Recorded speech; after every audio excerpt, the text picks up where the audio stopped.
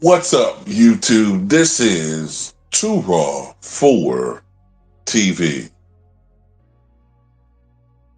All right, so before I get into this video, shout out to the brother RM Jr. 1998 for the $20 donation via the Cash App. Much respect to him for showing love to Too Raw for TV. So it was earlier this year when LeBron James became the first the first basketball player to score 50,000 points in a career, including regular season and postseason. All right, the previous record holder was Kareem Abdul-Jabbar, who scored over 44,000 points in his NBA and playoff career combined. LeBron James had passed that mark a couple of years ago, and now he becomes the first to reach the 50,000 point barrier. Now, he did that, I think it was last March, against the New Orleans Pelicans, right? Now, a lot of his supporters love to talk about his longevity records. And they look at this as a testament to how great he is as a basketball player. And I look at it like this. Putting up numbers does not necessarily make you the greatest player of all time. It just doesn't. And I don't understand why LeBron fans don't seem to understand this concept. They think because he has all these numbers, that makes him the GOAT. But then when I throw up Wilt Chamberlain, right? When I throw up Wilt Chamberlain, who owns more records than anybody, still, some 25 years after his death, some more than 50 years since he played, some more than 65 years since his career debuted. When you bring that up, they'll say, well, he played against inferior competition. And then they'll say he played in an inflated era. Never mind the fact that in the downside of LeBron James' career as a Laker, he's averaged 27 points a night, which equals his career average when he's on the downside of his career. Never mind the fact that he's jacking up more shots as a Laker per game than he did it with any other team at any other point in his career. Never mind the fact that as a Laker, he's jacking up more than 6 3-pointers a night and getting higher each year. Never mind the fact that Kevin Durant, post Achilles rupture, is averaging more points per game on better efficiency than he did before when he was in his prime. Never mind the fact that in today's basketball, you have a guy in James Harden who's probably going to score well over 30,000 career points. You have another guy who in DeMar DeRozan is going to score probably over 25,000 points, but yet their point total don't fit what they actually accomplished in their careers. All of this comes from the fact that they play in a very heavy offensive-friendly era.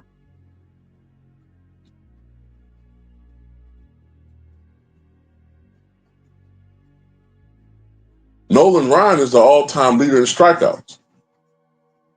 No one considers him the GOAT pitcher.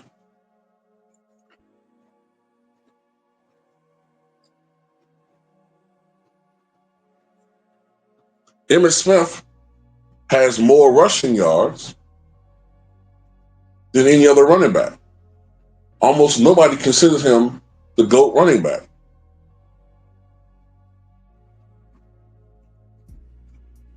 Pete Rose has more hits than any other hitter in baseball history, yet nobody considers him the greatest hitter of all time or the greatest player. None of these guys. Nobody considers Nolan Ryan the greatest baseball player, Emmitt Smith the greatest football player, or Pete Rose the greatest baseball player. So why on earth, because LeBron James have all these longevity records, is he considered the greatest basketball player? And to reiterate my point with Will Chamberlain, they say that he played against inferior competition, but these are people who don't know what the fuck they're talking about. Will Chamberlain played when there was 8 to 17 teams in the NBA. 8 to 17, right? So there were at the least 13 fewer teams when he played than there are today, right?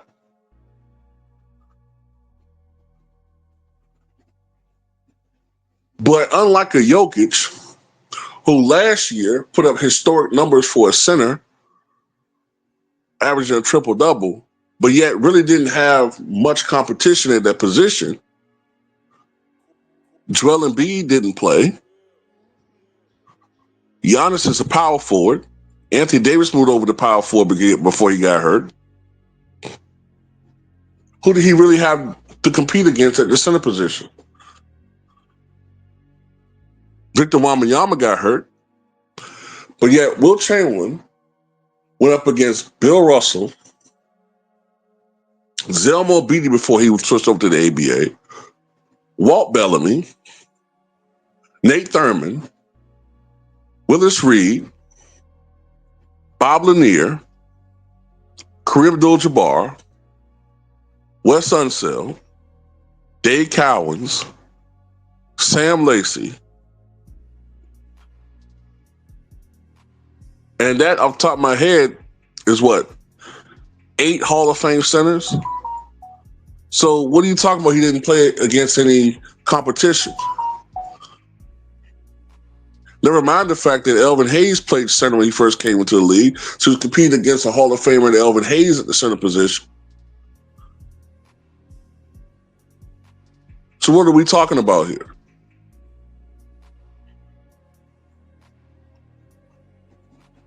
LeBron James has been able to go to every team in his career and have players adjust to him and only him. He's never been asked to sacrifice his game nowhere.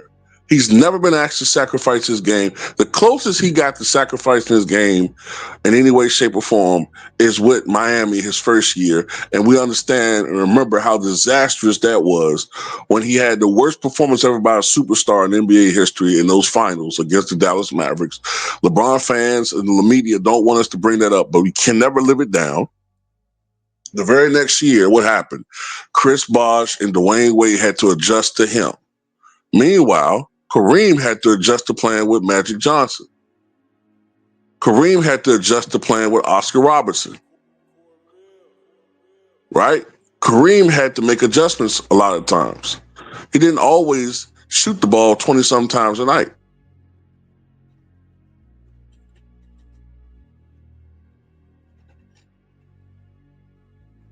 Kareem Abdul-Jabbar also didn't have the advantage, if you're talking about putting up NBA numbers, of playing in the league where he could just drive to the basket and score at will, considering that he was going up against the centers that I just named outside of Bill Russell. Not to mention, he also had to go up against guys like Moses Malone, Patrick Ewing, Akeem Olajuwon, Artis Gilmore, and the list goes on and on and on. As far as great centers he had to go up against. Also, not to mention that he didn't have the advantage of going from Power Memorial Academy high school straight to the pros. He had to play college basketball for 3 out of the 4 years he played, because back then freshmen didn't suit up. So he didn't have 4 built-on years of adding to his numbers. If that was the case, he could have scored another 8,000 points without a damn three and scored 52,000 points with no three-pointers. Minimum. Probably more around 53, 54,000 points total. You know LeBron James, since he was a Laker, since he's become a Laker, has jacked up 2,225 3-point attempts regular season, not including playoffs. 2,225 3-pointers regular season. Probably, if you include playoffs, it's probably around 2,400. That's a lot of threes, ladies and gentlemen.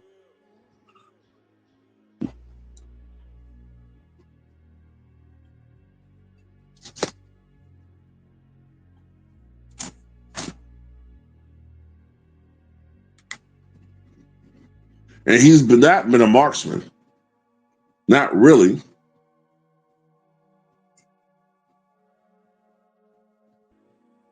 He shoots at a 33% clip. But nobody ever points that out. He shoots 33% from three as a Laker. But the league will tell you he's a marksman. When he's not. He's not a marksman. He had that one fluky year where for some reason at home, he shot 44% from three magnets. But other than that, he's been terrible. So no, this 50,000 point mark doesn't impress me at all. Archie Moore has the most knockouts ever by a boxer. Technically in NBA, in boxing history, but nobody considers him the greatest knockout artist. No one considers him the greatest heavyweight. Just numbers.